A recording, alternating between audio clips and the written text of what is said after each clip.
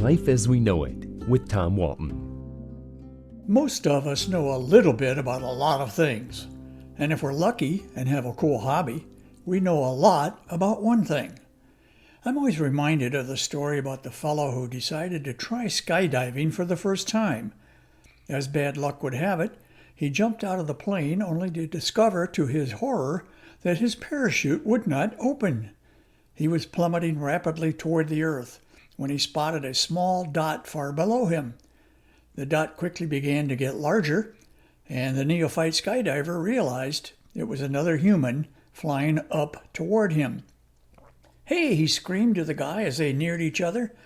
"Do you know anything about parachutes?" The other fellow shouted, "No! Do you know anything about butane stoves?" Our search for expert assistance is never-ending.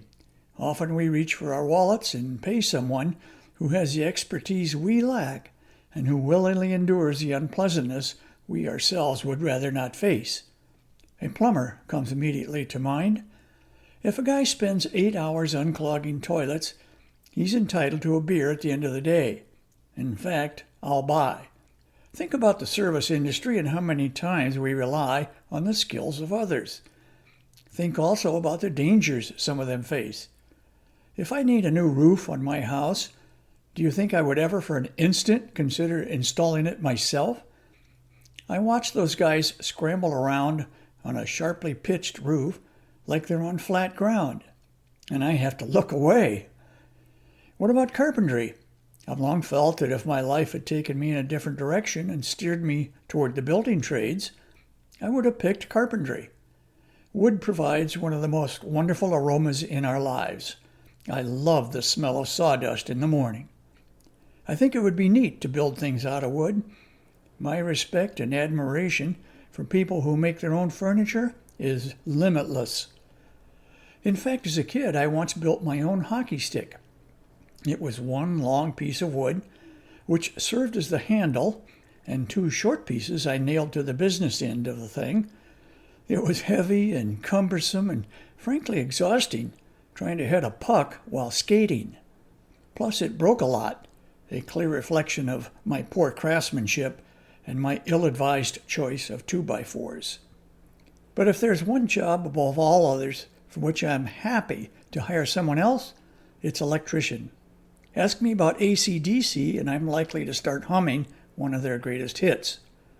Electricity is our friend, obviously. What would life be like without it?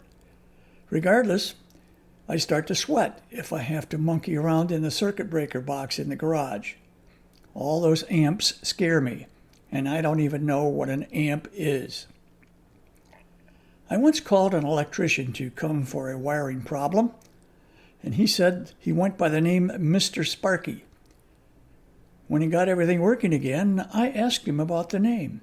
"It keeps me humble," he said. "I wasn't very good at this when I started. Almost burned a house down." Oh, you be you, Mr. Sparky. You be you.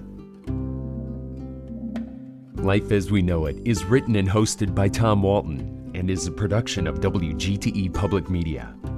Life as We Know It with Tom Walton can be heard on WGTE FM 91 every Monday afternoon during All Things Considered at 5:44 p.m. Or hear past episodes at wgte.org/life.